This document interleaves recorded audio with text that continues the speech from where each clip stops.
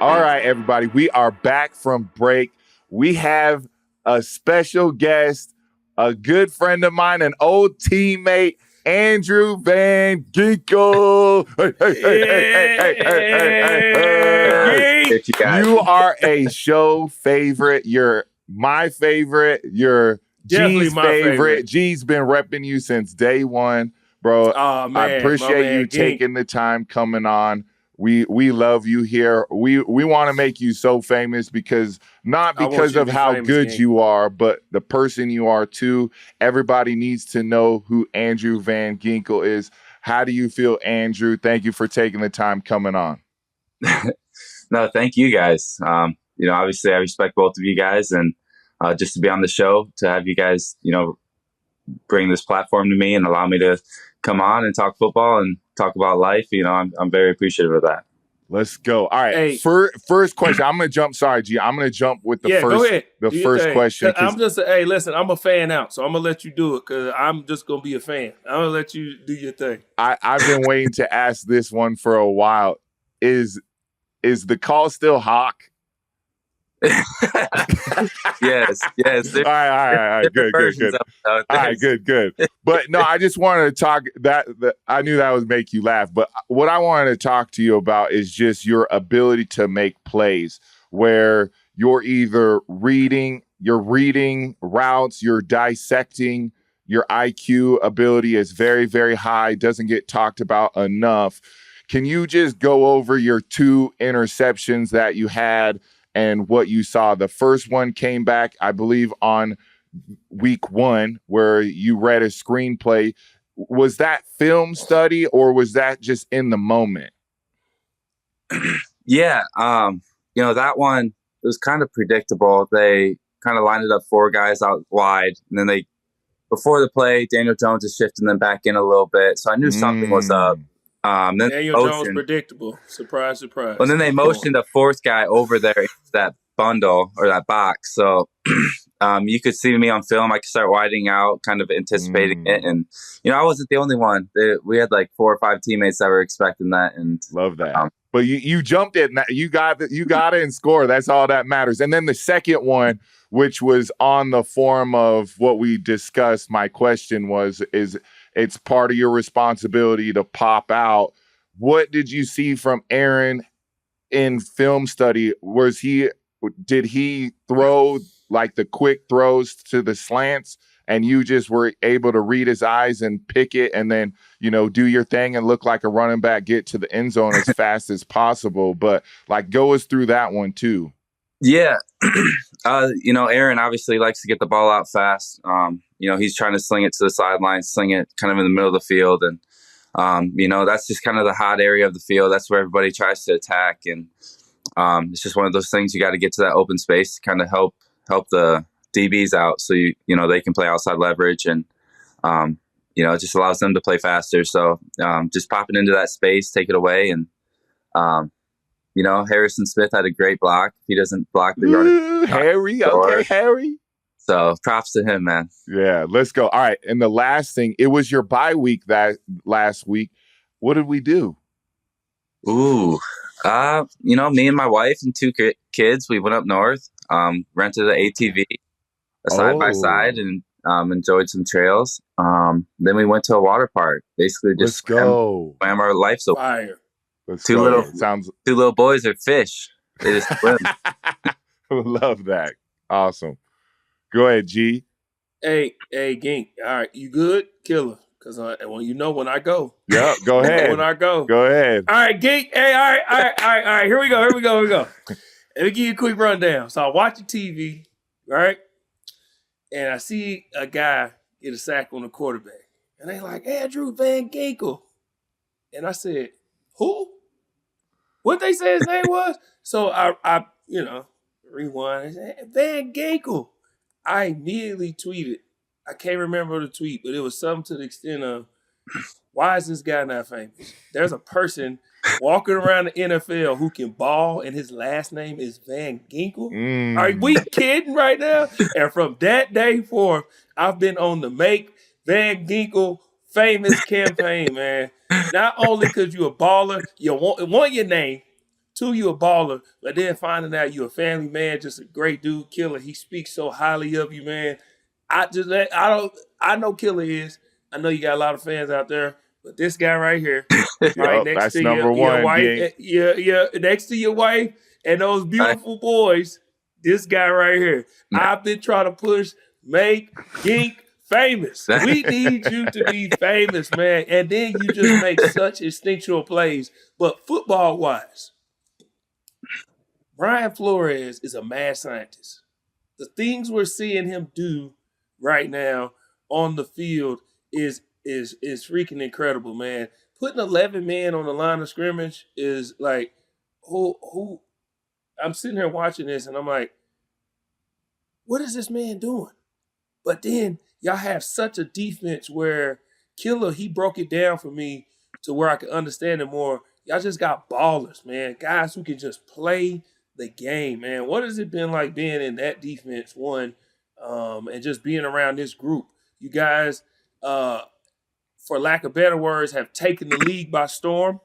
You know, I know a lot of people didn't believe in you guys before the season, but now y'all made everybody believers. And the team to beat right now is the Minnesota Vikings. So talk a little bit about what it's been like to play in that defense and just the mad scientist that he is and just being in that group. Yeah, it's special. Flores, he brought the right guys in. He brought guys that are smart, tough, and dependable and love football. And, he got a lot of guys that are versatile, a lot of guys that are smart, can play all over the field. And he kind of teaches it like spots. And you could be at any spot at any different moment. And, that's what makes a lot of the guys so special is we know what everybody's doing. So we can anticipate, we can play faster, do our job. And then at the end of the day, it comes down to having joy and having this excitement. You're playing a kid's game. You got to enjoy it. You got to go out there and feed off one another, play for one another, and just have fun. That's what it's all about.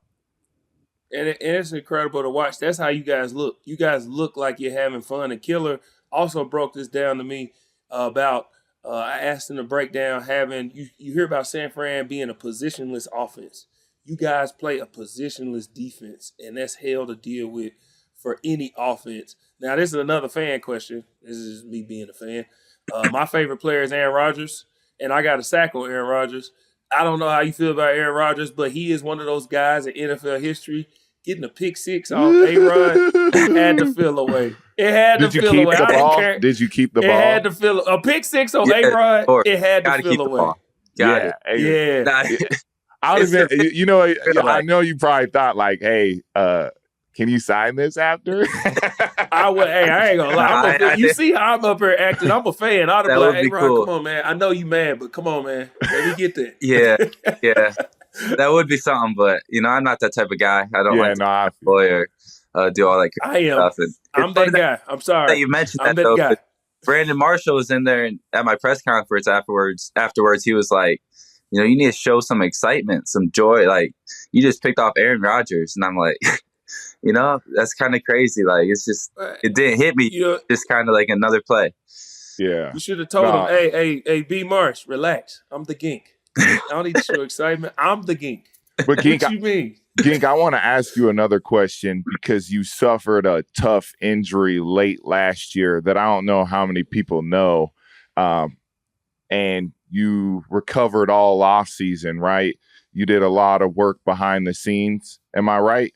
Yeah, correct. And I want to have you tell me that mindset of like going through a season ending in the finale and going through free agency and then getting the contract that you have. And now you're in conversations of defensive player of the year after defensive player of the year for defense after. Sorry, let me take that back. All right. So Gink, you had a injury suffered in last year's season finale, a foot injury, a serious one. You end up going through the process of free agency, getting a contract, well-deserved. You even need more because you've outperformed that contract already. That's for a different conversation. But can you go through your offseason of going through an injury like that, getting back, getting a contract, going to a new place, and then now you're in the conversation of Defensive Player of the Year. I mean, you have incredible stats through 5 games. You have about 20 tackles, you have 3 sacks, and you have 2 pick sixes. How go through your mindset of the hard work and the determination through this offseason, all the change, and to put all that aside and then focus on balling like you have. Yeah. Obviously anybody that's suffered a season-ending injury, it's tough. You kind of go to a dark place for a while because, I missed the playoff game. Just the opportunity to be out there with the guys and try to go win a Super Bowl, it's just taken away from you. So, last year was kind of a unique year when Jalen Phillips, Chubb, Cameron Good, another outside linebacker in our room, that we all went down. So I think having them guys, being able to, stick with them, lean off them. And, we're all in there for the next 3 months leading up to free agency. So we could bounce ideas. We could be in it together and, just doing BFR with all the guys. I remember doing that down in Miami first 3 months. I hate BFR. I tell you what, for you guys that don't know it, it's not fun. It's dreadful. But, just having that discipline, coming in each and every day, trying to get better. And, Kevin O'Connell always talks about, the progress is the process, and just taking that one day at a time and just continue to make progress each and every day. At the end of the day, it'll be part of the process. So, it's tough, but obviously coming out this year, being with flow, and which allows me to play fast and make plays. So use my instincts and anticipation to, rely on what I see and make those plays when they come to me.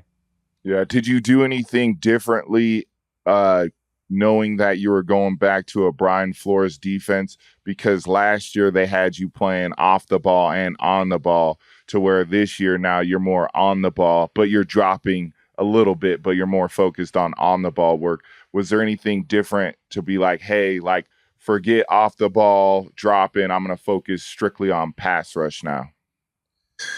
No, obviously, Flores, you never know, kind of week from week, it's, the scheme will change like that. So, he's got me learning it all, That's awesome. The whole concept, and which allows me to play fast and kind of know what people are doing around me. So, we can bounce things off each other and just help each other in the film room, what we're seeing, how we're breaking down the film. And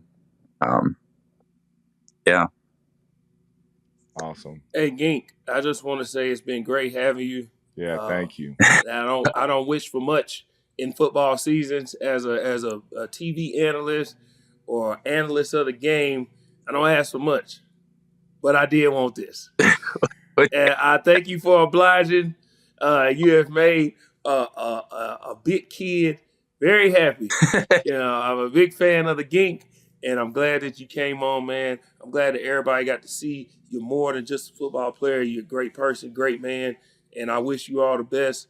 Killer Speaks, who I have so much respect for, and my co-host, and Kyle, and the man he is and the player he is, when he speaks highly of you, I know that it is all true, and it's not a facade, man. For you to pass up asking Aaron Rodgers to sign your pick six football, it has to be true. So, Gink, I appreciate you coming on, man. Yes, Get sir, back to that Gink. family. Let's and go. Good luck to y'all, man. Appreciate you coming on, Gink. It's not all about the recognition, but, I appreciate it. Yeah, of course, man. You deserve have a great it. one, bro. Yeah. Thank you, guys.